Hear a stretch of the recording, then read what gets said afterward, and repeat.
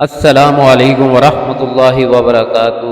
آخری خطبہ حج میدان عرفات میں آخری نبی صلی اللہ علیہ وسلم، نبی رحمت محمد الرسول اللہ صلی اللہ علیہ وسلم نے 9 ذی الحجہ 10 ہجری 7 مارچ 632 عیسوی کو آخری خطبہ حج دیا تھا۔ آئیے اس خطبے کے اہم نکات کو دہرا لیں، کیونکہ ہمارے نبی صلی اللہ علیہ وآلہ وسلم نے فرمایا تھا، میری ان باتوں کو دوسروں تک پہنچائیں۔ حضرت محمد رسول اللہ صلی اللہ علیہ وآلہ وسلم نے فرمایا، اے لوگو سنو، مجھے نہیں لگتا کہ اگلے سال میں تمہارے درمیان موجود ہوں گا۔ میری باتوں کو بہت غور سے سنو اور ان کو ان لوگوں تک پہنچاؤ جو یہاں نہیں پہنچ سکے۔ اے لوگو، جس طرح یہ آج کا دن، یہ مہینہ، یہ جگہ عزت و حرمت والے ہیں، بالکل اسی طرح دوسرے مسلمانوں کی زندگی، عزت اور مال و حرمت والے ہیں۔ تم اس کو چھیڑ نہیں سکتے۔ لوگوں کے مال اور امانتیں ان کو واپس کرو، کسی کو تنگ نہ کرو، کسی کا نقصان نہ کرو، تاکہ تم بھی محفوظ رہو۔ یاد رکھو، تم نے اللہ تعالیٰ سے ملنا ہے اور اللہ تم سے تمہارے اعمال کی بابت سوال کرے گا۔ اللہ نے سود کو ختم کر دیا، اس لیے آج سے سارا سود ختم کر دو، معاف کر دو۔ تم عورتوں پر حق رکھتے ہو اور وہ تم پر حق رکھتی ہیں۔ جب وہ اپنے حقوق پورے کر رہی ہیں، تم ان کی ساری ذمہ داریاں پوری کرو۔ عورتوں کے بارے میں نرمی کا رویہ قائم رکھو، کیونکہ وہ تمہاری شراکت دار، پارٹنر اور بے لوث خدمت گزار رہتی ہیں۔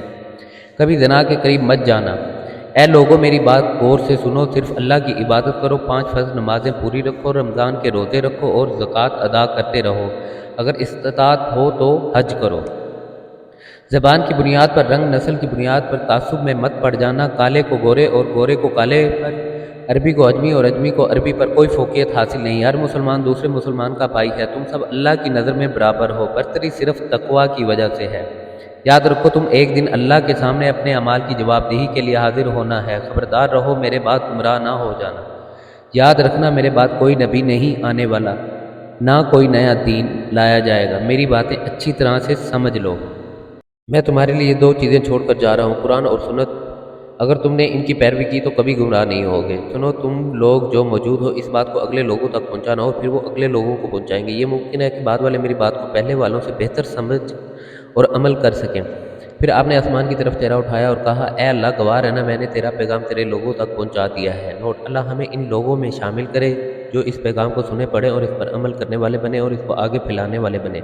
اللہ ہم سب کو اس دنیا نے نبی رحمت کی محبت اور سنت عطا کرے اور آخرت میں جنت الفردوس میں اپنے نبی کے ساتھ اکٹھا کرے، آمین، صلی اللہ علیہ وآلہ وسلم۔